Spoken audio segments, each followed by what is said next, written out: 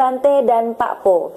Saya mau bertanya, bagaimana hukum tarik-menarik atau law of attraction bekerja pada orang yang cenderung sulit mengekspresikan perasaan? Apalagi kalau orang itu punya prinsip seperti ajaran Buddhisme yang menyarankan agar tidak terlalu melekat. Jadi saat bahagia tidak terlalu senang dan saat sedih juga tidak terlalu larut. Apakah sikap netral seperti itu memengaruhi efektivitas law of attraction? Ya. Silakan Dr. Po dapat memberikan jawaban, nanti akan dilanjutkan juga oleh Bante. Silakan Dr. Po. Baik, sulit ekspresi ya. Memang ada orang begitu, manusia kan punya tipe beda-beda.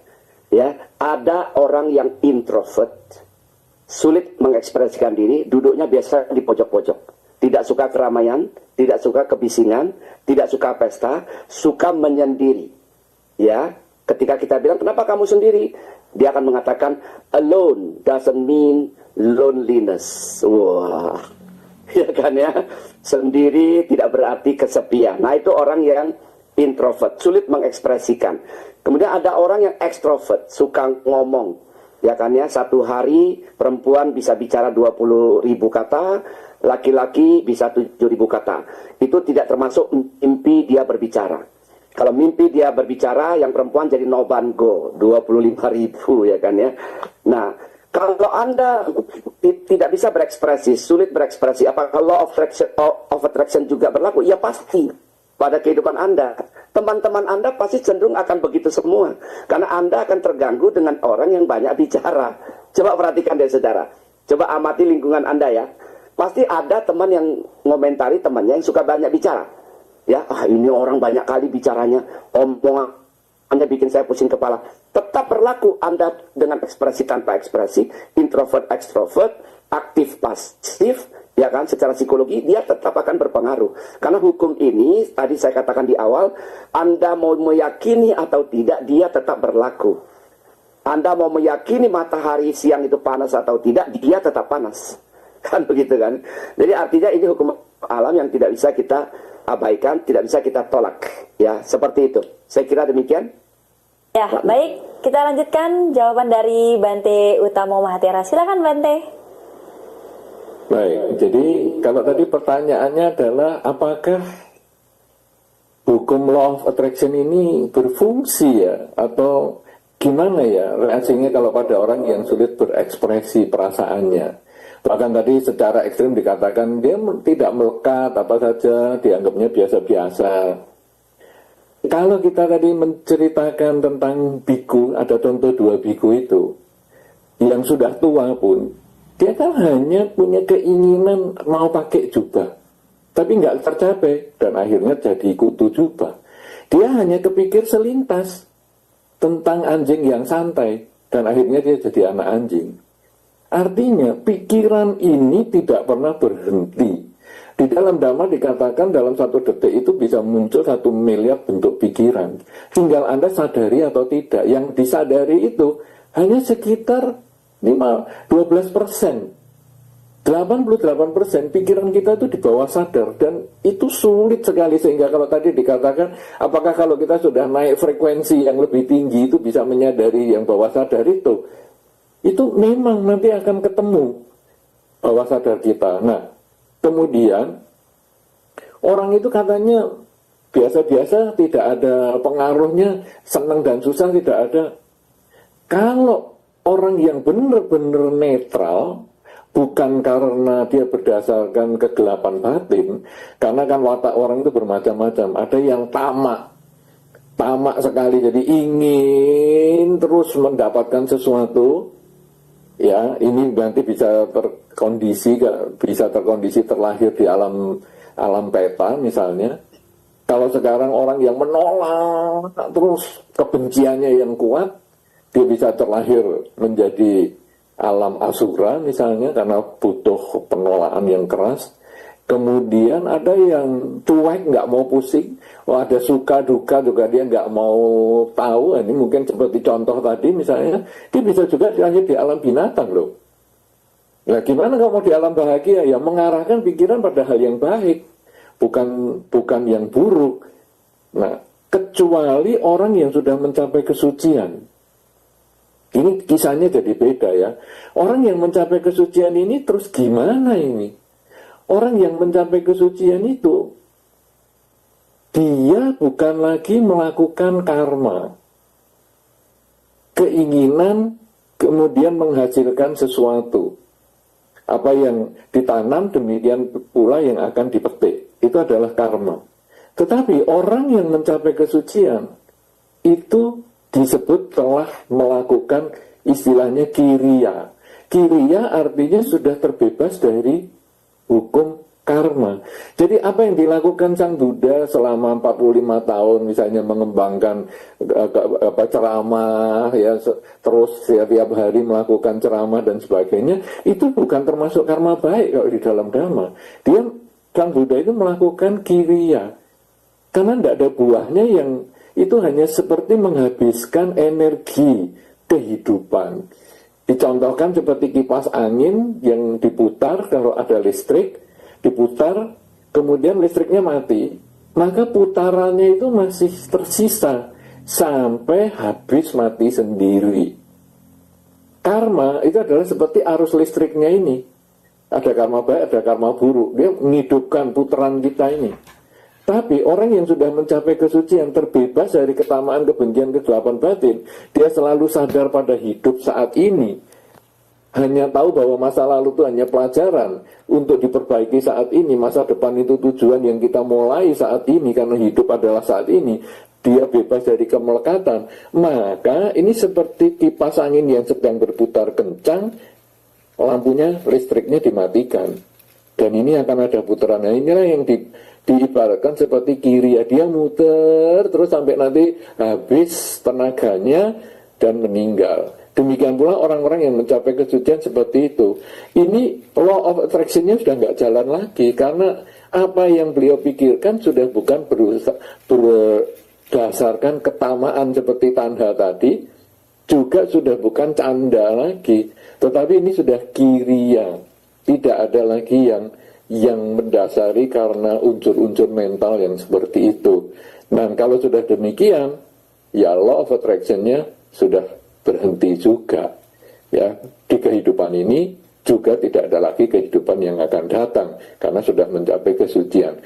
Ini jawaban atas pertanyaan yang tadi sudah disampaikan. Terima kasih. Wow, menarik sekali ya jawaban dari para guru kita malam hari ini. Ya, tadi Bante Utamo dan Dr. Pos sudah memberikan jawaban atas pertanyaan yang telah dikirimkan oleh partisipan. Pertanyaan dari Ibu Nyana Susila Yani. Apakah atasila dapat disamakan dengan tekad atau afirmasi dalam Law of Attraction? Bagaimana cara bertekad yang benar menurut ajaran Buddha? Dan apakah ada konsekuensi karma buruk berbuah jika pada saat setelah kita bertekad kita lalai? Contohnya, pada saat anggota keluarga ada yang sakit seperti mama atau diri kita sendiri yang sakit, lalu kita bertekad kalau sembuh akan melakukan sesuatu kebaikan. Ya, demikian pertanyaan dari Ibu Nyana Susila Yani. Kami persilakan Dr. Ponijan Liao untuk memberikan jawaban lebih awal, nanti akan dilanjutkan oleh Bante Utamo. Silakan Dr. Po. Oke, baik. Nanti guru saya melengkapi ya. Oke. Nah, kalau Anda bertekad sesuatu, kenyataan di lapangan berbeda, ya sudah, mau diapain? Ya kan ya? Makanya di istilah penelitian itu, bagi Anda yang pernah kuliah, tentu pernah mendengar, barangkali pernah mendengar istilah das Sein, harusnya das Sollen. Gitu ya. Tetapi yang terjadi das Sein, tidak das Sollen. Ini bahasa Jerman. Yang artinya, yang terjadi tidak seharusnya, sesuai dengan rencana. Begitu ya. Anda bertekad, kalau mama sembuh, saya akan membayar kaul. Ya kan, memberikan ini kepada fakir miskin misalnya, berdana ini kepada ini dan itu. Ya kalau Anda sudah berkaul begitu, ya Anda tunaikan. Ya kan ya, seandainya Anda setelah sembuh mama Anda tidak mampu secara ekonomi untuk menunaikan, kalau memang itu bentuknya ekonomi, maka Anda bisa menunaikannya pada lain kesempatan. Yang jelas kalau sudah berjanji, jangan mengingkari. Jangan seperti lagu, kau yang mulai, kau yang mengingkari. Jangan sampai terjadi. Kita yang berjanji, kita yang mengingkari. Jadi artinya, apakah akan muncul karma buruk? Ya karma buruk karena Anda secara sila ucapan Anda sudah tidak benar. Kan Anda sudah mengucapkan nih, kan melalui ucapan kan ya. Jadi 3 saluran itu kan salah satunya ucapan. Nah, pikiran Anda pasti tadi kalau kita sitir yang Bante Utamo katakan tadi kan, semua bermula di pikiran. Itulah sebabnya kenapa di Dhammapada ayat 1 dan 2 tentang pikiran. Ya kan ya, itu kan tidak kebetulan saudara. Ya kan ya, ayat 1 dan 2. Dari 423 ayat, yang dari 26 bab itu. Nggak mungkin pikiran di depan kalau dia bukan hal yang pertama dan utama, kan begitu. Ya, yang utama akan dijelaskan oleh yang utamo. Ya, Bante Utamo maksudnya. Jadi saudaraku, kalau sudah berjanji, sudah keluar ucapan, pasti Anda sudah mendahulunya dengan pikiran yang baik untuk bertekad kan ya. Maka saran saya, supaya tidak ada beban karma Anda, tidak ada beban hidup Anda tunaikan. Mungkin jika tidak pada kesempatan itu, pada kesempatan yang lain. Saya kira itu nanti dilengkapi oleh guru kita ya. Terima kasih. Baik, terima kasih Dr. Po. Demikian ya tanggapan dari narasumber kita yang pertama. Bante, mohon berkenan memberikan pencerahannya Bante. Silakan Bante. Ya, sebetulnya pada prinsipnya mirip ya dengan Pak Po yang sampaikan ya. Jadi saya hanya menegaskan saja bahwa atasila memang merupakan tekad. Karena aku bertekad melatih diri untuk menghindari pembunuhan misalnya dan seterusnya. Nah, jadi dia tekad. Kemudian kalau kita tidak melaksanakan, tentu sebetulnya bermasalah. Ya, nah apalagi yang 5 awal yang sering katakan sebagai Pancasila, karena Pancasila ini ada hubungannya dengan pihak lain, tidak membunuh, mencuri, berzina, bohong dan mabuk-mabukan ada pihak lain. Tetapi yang 3 lain, kalau di dalam Atasila, yang tidak makan setelah tengah hari, kemudian tidak menggunakan kesempatan untuk hiburan, tarian dan seterusnya, lalu tidak duduk dan berbaring di tempat yang mewah. Yang 3 ini sebetulnya adalah pengingkaran pada tekad sendiri. Tapi kalau yang 5 ini merupakan karma buruk kalau pelanggaran. Tapi yang 3 ini, kita tekad tidak makan, kemudian makan. Apa karma buruknya? Tidak, tapi itu membuat kita sebetulnya menjadi tidak punya komitmen, tidak punya disiplin. Dan kalau kita sudah tidak disiplin di bidang yang kecil, nanti bisa tidak disiplin di bidang yang besar. Karena ada semacam pepatah mengatakan, kapal yang besar pun bisa tenggelam apabila kena kebocoran yang kecil. Tadi pikiran yang sederhana tentang anjing saja bisa membuat seseorang terlahir sebagai anjing juga sampai karmanya habis. Nah, kemudian ada tekad. Wah, ketika ibu saya sakit, saya bertekad nanti kalau sembuh, saya mau melakukan kebajikan. Itu Anda telah melakukan kebaikan, tekadnya itu. Tetapi, ketika Anda lalai, tidak melakukan tekad yang Anda kerjakan, padahal ibunya sudah sembuh, maka sebetulnya itu adalah termasuk juga karma buruk. Ya, nah, tadi Pak Po juga sudah tepat mengatakan, ya kalau Anda sudah ingat, lakukan. Tapi kalau nggak ingat sampai akhir kehidupan nanti, itu bisa di kelahiran yang akan datang, kita akan memetik buah karma buruknya tersebut. Karena itu bagi kita semua yang di dalam kesempatan ini ikut acara ini, mari kita ingat-ingat, apakah kita pernah melakukan tekad yang semacam itu?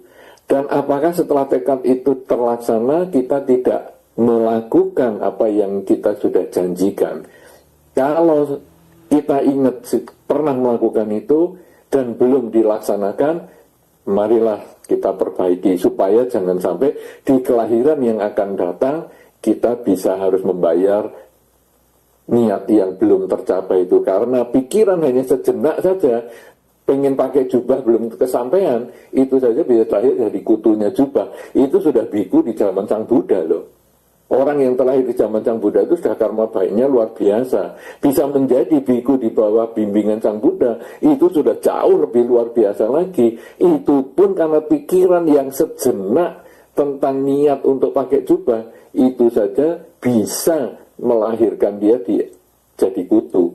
Apalagi kalau kita sudah punya tekad untuk melakukan sesuatu dan belum dilaksanakan, lahir lagi, kita bisa terlahir di alam yang kurang baik. Karena itu kita ingat baik-baik sekarang, dan apabila belum terlaksana, laksanakanlah mumpung belum terlambat. Saya kira demikian, prinsipnya sama dengan Pak Po, kita bisa lanjutkan lagi. Terima kasih. Baik, ya demikian Ibu Susi, tanggapan dari dua narasumber kita pada malam hari ini tentunya sudah sangat jelas ya disampaikan. Dan malam hari ini kita akan lanjut ke penanya berikutnya. Ada pertanyaan dari Ibu Sirli. Ya, silakan bisa ditampilkan. Ya, pertanyaan dari beliau. Selamat malam Bante Utamo dan Mr. Ponijan. Saya izin tanya, apakah mungkin ketika kita naik ke frekuensi yang lebih tinggi, hal-hal yang belum bersih dari bawah sadar justru muncul ke permukaan sebagai pembersihan atau detox karma? Apakah energi menarik dalam law of attraction sejatinya hanyalah bentuk halus dari tanha atau nafsu keinginan yang memperkuat rasa aku harus memiliki daripada melepas dan melihat hakikat dari semua hal? Terima kasih atas perhatiannya. Ya, Bante, mohon berkenan Bante memberikan jawaban atas pertanyaan dari Ibu Sirli. Silakan Bante. Iya, frekuensi yang lebih tinggi ini saya belum jelas karena ini ada istilah khusus yang perlu disepakati dulu. Apa ini frekuensi yang lebih tinggi? Ya, kita naik ke frekuensi yang lebih tinggi, hal-hal yang belum bersih di bawah sadar justru muncul di permukaan. Apakah frekuensi ini hasil meditasi? Kalau sekarang hasil meditasi yang lebih tinggi membuat batin menjadi tenang, batin itu seperti air. Jadi ketika kita tenang, maka batin itu bisa kelihatan di bawah sadarnya. Ya, dan begitu muncul pikiran bawah sadar, kita amati. Kalau kekuatan pikiran bawah sadar ini lemah, dia menjadi lenyap. Tetapi kalau pikiran bawah sadar ini cukup kuat, maka dia melemah. Nanti muncul lagi satu ketika, amati lagi, makin melemah. Muncul lagi satu ketika, amati makin melemah, dan akhirnya dia lenyap pada waktunya. Dan nanti digantikan oleh bawah sadar kita yang lain, sampai akhirnya bawah sadar kita menjadi lebih kita sadari semua isinya. Nah, ini kalau yang disebut naik ke frekuensi yang lebih tinggi itu seperti itu, maka memang begitu kita mengembangkan kesadaran yang lebih maksimal, maka bawah sadar kita akan tampak dengan jelas. Kemudian kalau dikatakan apakah law of attraction ini bagian dari tanha, memang bisa terjadi seperti itu karena kemelekatan yang kuat. Tetapi kita ingat di dalam Dhamma ada istilah tanha dan juga ada istilah canda. Jadi sama-sama yang isinya adalah tentang keinginan untuk mencapai sesuatu. Tetapi tanha disepakati di dalam Dhamma adalah berisikan ketamaan.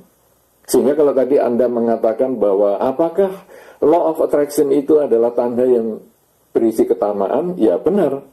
Tetapi kan sekarang ketika kita lihat Pertapa Gotama berusaha untuk mengatasi tua, sakit, dan mati yang ternyata itu adalah perubahan, itu kan kuat sekali.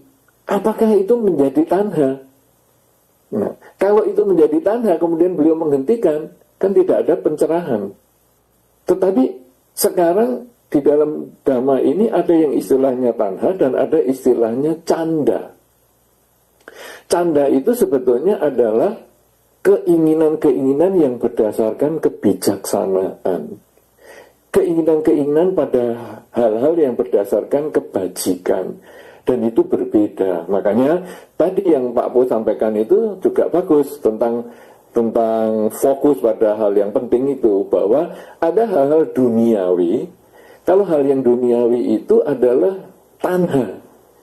Tetapi hal-hal yang bersifat spiritual itu adalah canda.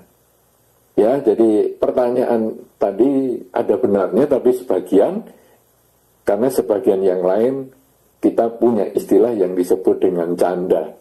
Itu Anda sudah mengingatkan bahwa law of attraction ternyata masih bisa dilengkapi lagi di dalam Dhamma, karena bukan hanya ketamaan, tetapi juga ada kegemaran. Candanya ada kegemaran untuk hal-hal yang bersifat kebajikan atau kebijaksanaan.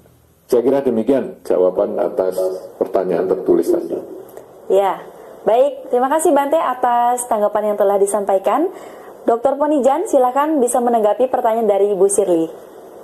Ya, saya mau tambahkan ayat aja, boleh tolong dibacakan 199 yang tadi di Dhammapada ya, tadi Bante sampaikan.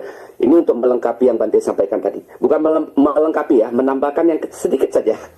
Ya, tadi saya tidak berani memperjelas, nanti malah mengaburkan makna gitu. Agak riskan ini. Ya, di Dhammapada yang tadi Bante sudah sampaikan itu mengenai keserakahan itu ada di 199. Kita simak aja, nanti bisa kita jalankan dalam kehidupan kita sehari-hari. Ya, silakan Kak. Iya, Dhammapada 199. Sungguh bahagia kita hidup terbebas dari keserakahan di antara orang-orang yang serakah. Di antara manusia yang serakah kita hidup tanpa keserakahan. Demikian Dr. Po. Ya, baik. Kalimat itu kalau saya ringkas sebagaimana yang pernah Bante Utamo sampaikan, tahu cukup. Ya, manusia kalau tahu cukup, maka semoga keserakahan itu tidak berlebih-lebihan. Karena sungguh bahagia jika kita hidup di antara orang-orang yang serakah. Di antara orang-orang yang serakah, kita tidak serakah. Serakah ini tadi kalau gambar yang saya tunjukkan itu duniawinya terlalu parah. Tidur pun dia dengan tumpukan duit, tumpukan uang. Ya kan? Saya khawatir begitu nanti mau meninggal, ketika istrinya bilang, "Pak, ingat Pak, kebajikan Pak," nanti takutnya dia sebut gini, "Duit." Kan bahaya ya. Karena itu jangan terlalu serakah berlebihan, ya kan. Manusia pasti punya itu, asal tahu cukup.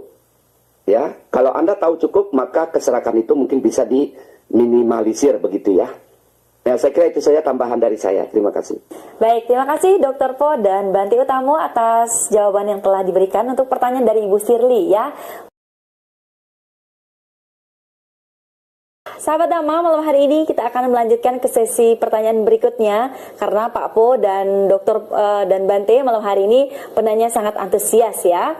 Ya, pertanyaan selanjutnya ada dari Arya Wira. Ini bukan Bapak, tapi ini adalah saudara saya. Dia adalah seorang mahasiswa di Institut Nalanda ya, yang saat ini sedang KKN sepertinya ya. Ya, pertanyaan dari Arya Wira. Saat malam nama budaya, perkenalkan saya Arya Wira Dharma, mahasiswa semester 8 di Institut Nalanda. Kebetulan tema talkshow malam hari ini mirip dengan tema skripsi yang akan saya bahas, yaitu terkait Law of Attraction dalam pandangan agama Buddha. Saya ingin bertanya beberapa pertanyaan kepada dua narasumber dalam Buddhisme. Adakah konsep yang mirip dengan vibrasi atau frekuensi energi seperti yang diyakini dalam Law of Attraction, dan bagaimana konsep karma dapat dijelaskan dalam konteks Law of Attraction yang berbicara tentang tarik-menarik, serta sumber-sumber dhamma mana yang paling relevan digunakan untuk membandingkan konsep Law of Attraction dengan ajaran Buddha. Terima kasih.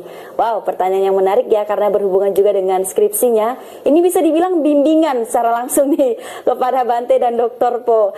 Ya, silakan Pak Ponijen Liao akan menjawab lebih awal. Nanti akan dilanjutkan juga oleh Bante. Silakan Dr. Po. Iya, Bante, ini si Arya Wira lagi cari referensi. Jadi nanti Bante yang menyampaikan. Saya hanya menyampaikan ini, Buddhis sebetulnya sangat luas ya. Kitab suci kita tebalnya melebihi kitab suci manapun yang pernah saya pelajari. Ya, luar biasa banyaknya. Ya, nanti coba Anda cari di samagipala.org.id ya Bante ya, betul ya alamatnya ya. Nanti cari di situ banyak sutanya. Tapi yang paling pasti yang bisa Anda gunakan Dhammapada ayat 1 dan 2. Itu sangat relevan ya, soal hukum tarik menarik. Jadi apa yang dilakukan, maka itu yang akan didapatkan. Ya kan ya, satu, jika berpikir berucap baik, berucap buruk, maka penderitaan akan mengikuti dia bagaikan roda yang ditarik oleh sapinya.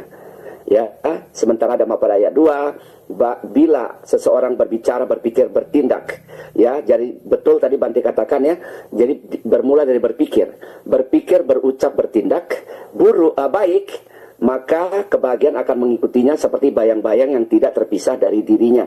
1-2 ayat ini sudah bisa Anda gunakan selain daripada kitab yang lain. Nanti Bante akan menambahkan referensinya. Jika tidak, nanti cari di samagipala.org.id, di situ banyak referensinya. Ya, atau bisa cari situs yang lain, mungkin di Sariputa ada itu situsnya, ada juga aplikasinya di Android maupun di iOS, bisa cari di situ. Itu bisa banyak sekali referensinya sesuai dengan tema yang Anda bahas, begitu ya. Dari saya demikian saja, Ratna. Terima kasih. Ya, silakan Bante Utama Mahatera dapat melanjutkan jawaban. Bante, silakan Bante.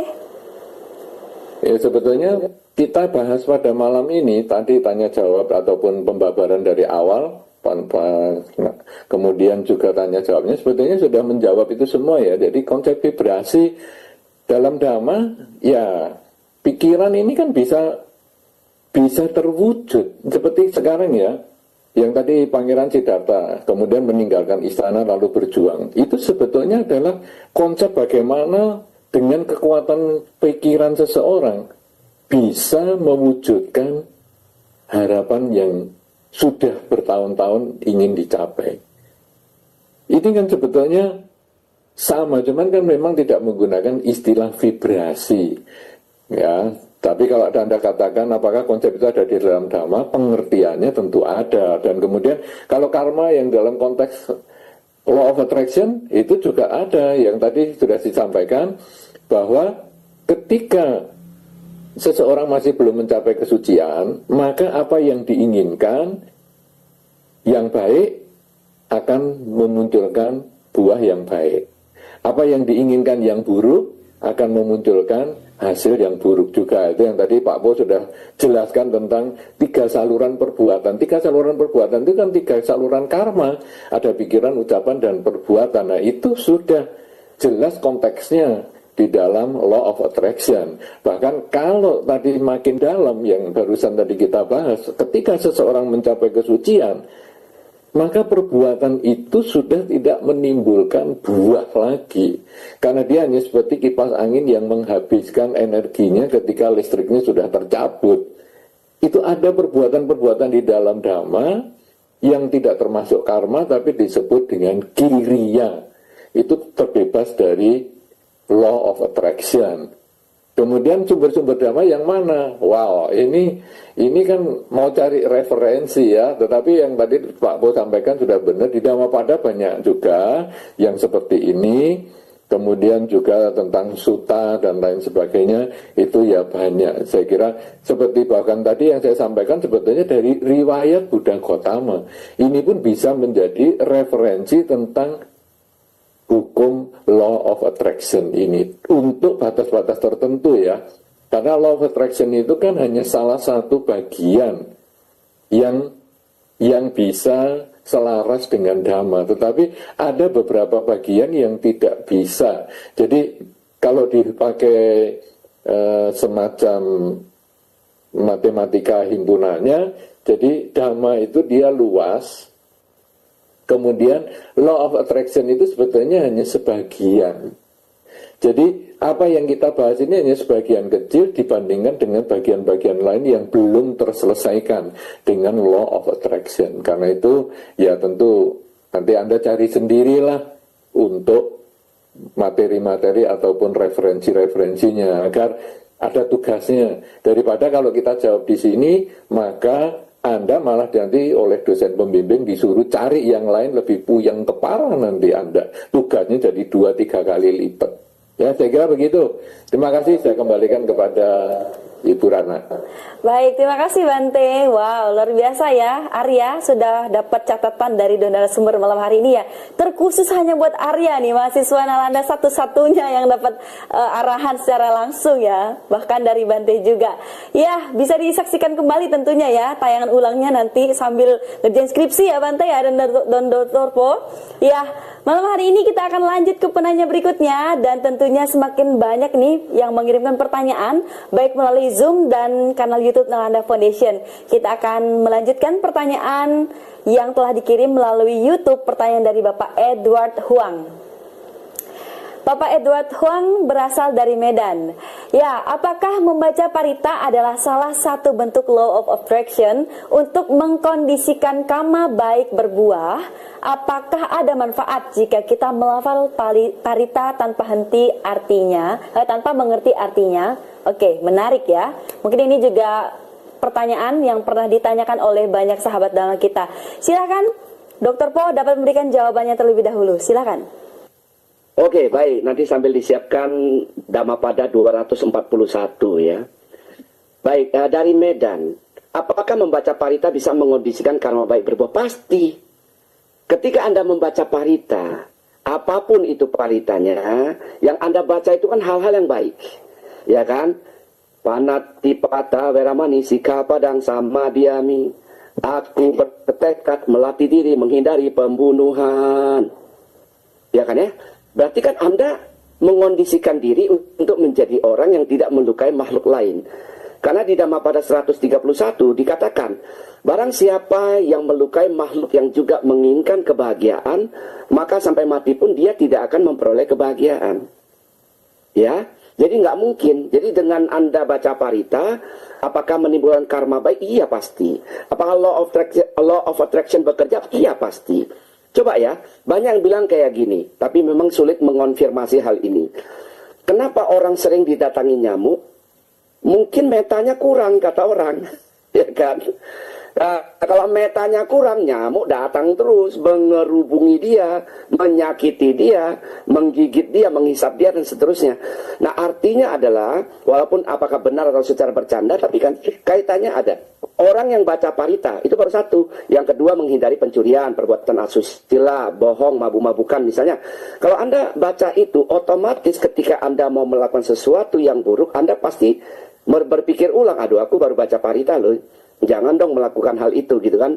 Jadi intinya baca parita tetap akan memberikan karma baik. Nah, kita coba dengarkan Dhammapada 241 mengenai orang yang baca parita atau tidak baca parita ya. Ya, silakan Ratu. Ya, Dhammapada 241. Untuk sesuatu yang penting untuk diingat, tidak mengulang membacanya adalah noda yang merugikan. Untuk rumah tangga, kelalaian untuk mengurusnya adalah noda yang merugikan. Untuk kecantikan, kelalaian untuk merawatnya adalah noda yang merugikan. Untuk pengawal, kelengahan adalah noda yang merugikan. Demikian. Ya, baik. Beberapa aktivitas di situ, termasuk aktivitas ibu rumah tangga. Ibu rumah tangga ini sambilan saja ya. Ibu rumah tangga jika pergi entah kemana-mana melalaikan tugas rumah tangga, Anda juga karmanya buruk di dalam ayat itu. Jadi tidak boleh melalaikan ya. Jadi saya ke baris pertama tadi. Tidak membaca ulang, itu ada noda bagi batin. Jadi Anda baca ulang, bagus. Ya kan, mengulang sutra. Makanya kalau membaca parita, ketika kita baca parita atau baca sutra kan ada kalimat depannya kan, demikianlah yang aku dengar. Ya, ewang mi sutangan gitu kan. Di situ kita mendengar ulang, pasti jadi orang baik, karmanya pasti baik. Nggak mungkin orang baca parita sambil melakukan hal yang tidak baik, nggak mungkin. Semakin sering Anda mengondisikan diri Anda membaca parita, otomatis Anda akan cenderung menjadi orang yang lebih baik dibandingkan orang yang tidak baca parita. Kira-kira begitu ya. Semoga menjawab, nanti dilengkapi oleh guru kita. Silakan. Ya, demikian jawaban dari Dr. Po. Bante, mohon berkenan memberikan jawabannya, Bante. Sebetulnya kalau kita memahami riwayat terjadinya parita, itu sebetulnya kan itu khotbah Sang Buddha ya. Dan khotbah Sang Buddha itu kan tentu berisi kebajikan. Artinya kalau kita memahami makna parita, tentu kita kemudian bisa melaksanakan dalam kehidupan sehari-hari.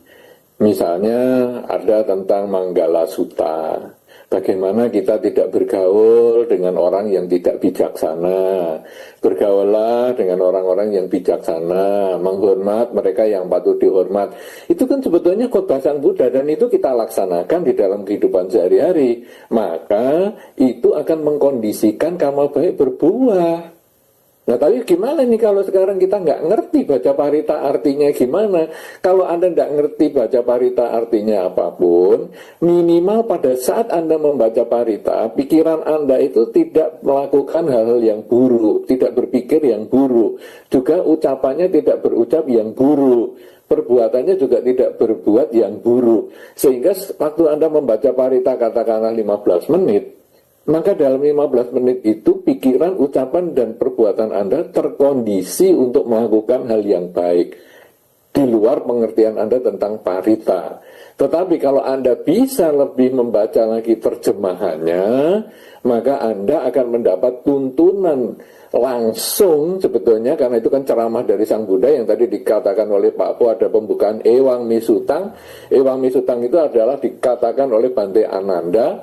Jadi ketika Bante Ananda diminta mengulang khotbah Sang Buddha, beliau mengatakan Ewang Mesutang. Demikianlah yang saya dengar. Dulu saya dengarnya gini. Jadi kalau nanti isi berikutnya ini ada ketidaksesuaian, mohon dimaklumi karena pendengaran saya seperti itu. Bukan maksudnya Sang Buddha seperti itu. Itu luar biasa sekali. Bante Ananda sangat hati-hati di bagian ini. Nah, jadi kalau sekarang kita kemudian mengerti, oh ini maksudnya ini khotbah Sang Buddha, ini kan kita seperti mendengar khotbah Sang Buddha langsung. Dan isinya kebajikan, kan kita ngerti artinya. Kita langsung terapkan dalam kehidupan sehari-hari, mau berbuat, berbicara ataupun berpikir yang baik, dan otomatis menarik karma baik kita datang sesuai dengan apa yang kita harapkan. Ini yang menjadi jawaban bahwa parita memang bisa mengkondisikan karma baik berbuah, baik kita ngerti artinya ataupun tidak. Tapi paling bagus adalah kalau kita mengerti artinya, karena dapat kita jadikan petunjuk perbuatan kita sehari-hari. Terima kasih, silakan. Ya, lanjut. baik. Luar biasa jawaban dari narasumber kita malam hari ini, Bapak Edward dan sahabat Dhamma sudah mencatat ya jawaban serta pesan penting dari para narasumber malam hari ini. Bante dan Dr. Po, kita tidak berhenti di sini. Masih ada penanya berikutnya yang dari tadi sudah mengangkat tangan. Saya khawatir tangannya pegal ya, Dr. Po. Soalnya saya jauh nggak bisa menahan tangannya ini. Ada Ibu Dewi Oktaviani yang sudah raise hand di Zoom. Silakan Ibu Dewi untuk menyampaikan pertanyaannya dengan singkat dan jelas.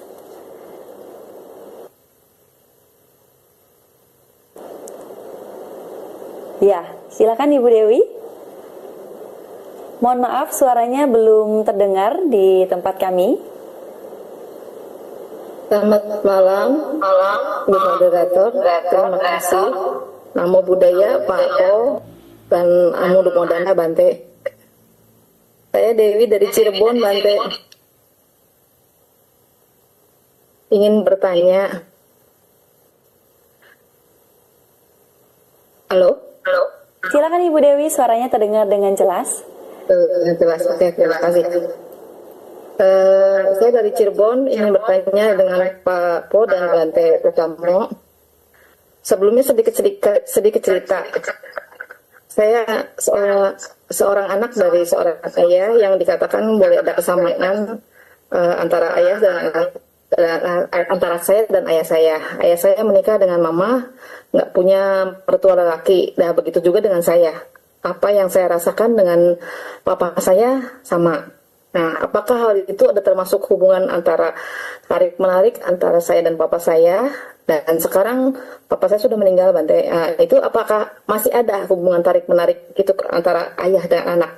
Terima kasih, Namo Dana, Namo Buddhaya. Baik, Namo Buddhaya. Terima kasih pertanyaan Ibu Dewi. Ya, silakan Dr. Po dapat memberikan jawabannya. Nanti Bante juga kami persilakan. Silakan Dr. Po.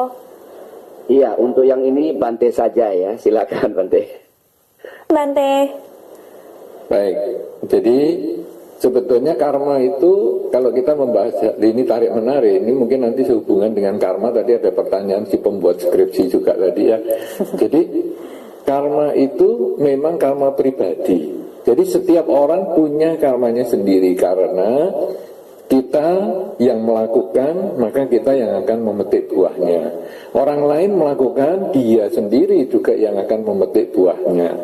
Demikian pula yang lain-lain. Nah, kemudian ketika karma-karma ada yang sejenis, ini nanti teorinya Pak Po tadi, burung dengan bulu yang sama cenderung bersekutu. Nah, ketika ada karma-karma yang sejenis, orang ini akan bergabung. Sehingga misalnya yang paling ekstrim adalah kecelakaan. Itu paling ekstrim ya.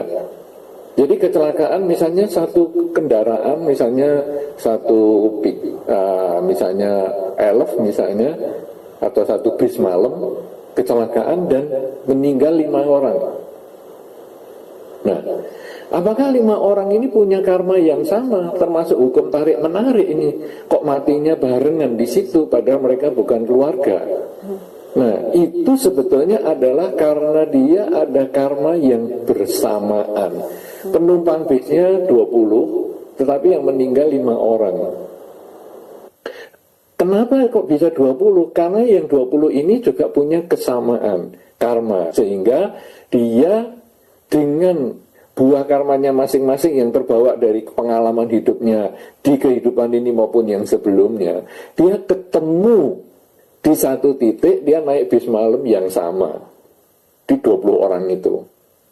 Kemudian bis malam yang sama ini mengalami kecelakaan. 5 orang meninggal. 5 orang yang meninggal ini karena dia juga punya kesamaan, sudah habis karmanya pada saat itu dengan cara kecelakaan, karena pengalaman-pengalaman yang lama-lama ini juga, dan akhirnya ketemu bareng, dia 5 meninggal. Sedangkan sisa yang 15 karena karmanya berbeda, dia bisa melanjutkan perjalanan lagi. Jadi hukum tarik menariknya ini ada yang bersamaan 20 orang, tetapi juga ada yang berpisah hanya 5 orang saja. Tetapi 5 orang yang meninggal itu, walaupun sama-sama meninggalnya karena kecelakaan bis, tetapi dia terlahir di mana juga dia berbeda-beda.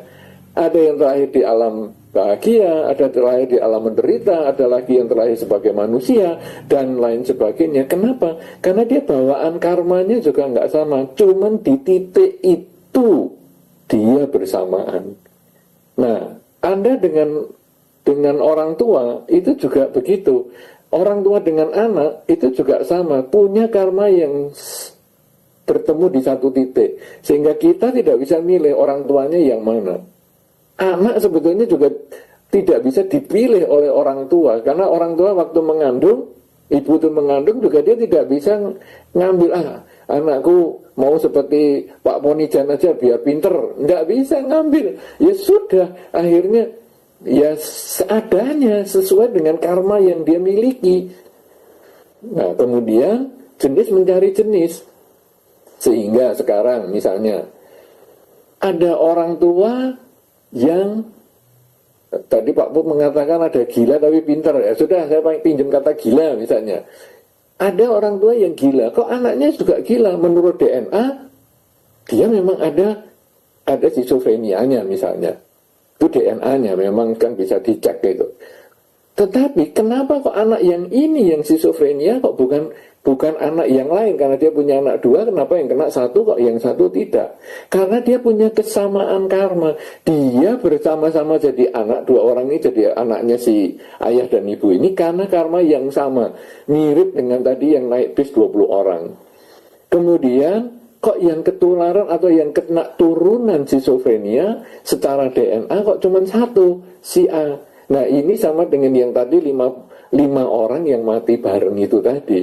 Jadi ini karma ini karena jalinannya ruwet sekali, tak ada yang sama dia gabung. Anda dengan orang tua Anda itu ada kesamaan sehingga bergabung jadi anak dan orang tua. Tetapi ketika orang tua tidak punya mertua lagi, Anda kemudian juga ini ya ada kesamaan di situ. Tetapi apakah saudara Anda seperti itu? Juga tidak. Apakah saudara ayahnya juga seperti itu? Juga tidak. Karena ini hanya kesamaan karma di satu titik aja. Itu adalah kesamaan karma. Masalah hukum tarik menariknya ini tidak terlalu jelas. Karena kalau hukum tarik menarik itu ada niat yang kuat. Jadi law of attraction itu menekankan pada niat yang kuat. Makanya diulang-ulang kalimatnya itu ada afirmasi yang pengulangan. Sedangkan karma itu tidak perlu ada pengulangan yang kuat. Kecuali kita punya tekad, itu juga bisa ya. Misalnya saya nanti lahir lagi, saya bertekad untuk terlahir sebagai manusia yang mengenal Dhamma. Nah itu ada pengulangannya. Itu seperti law of attraction. Tetapi tidak selalu seperti itu. Nah ini bedanya. Law of attraction itu kalau Anda baca selalu ada kata-kata pengulangan yang kuat sekali ya. Nah, sedangkan di Dhamma tidak seperti itu. Ini bedanya. Saya kira itu sudah menjelaskan tentang kenapa ayahnya tidak punya mertua laki-laki, kemudian Anda juga tidak punya mertua laki-laki, itu hanya kesamaan karma yang belum tentu karena niat yang kuat dari law of attraction. Misalnya papa Anda mengatakan nanti anak saya juga tidak punya mertua laki, saya kira juga tidak ada niat seperti itu. Saya kira demikian, silakan Ibu Tana lanjut. Ya, baik Bante, terima kasih Bante atas wejangan yang telah disampaikan pada malam hari ini. Ya, demikian ya Ibu Dewi, jawaban dari Bante Utamo Mahatera. Intinya ada karma sejenis yang bertemu di satu titik, begitu ya. Ya, terkait niatnya tadi juga Bante sudah sampaikan. Ya, Bante dan Dr. Poni Jandiau, malam hari ini pertanyaan dari Ibu Dewi merupakan pertanyaan terakhir dalam sesi tanya jawab malam ini.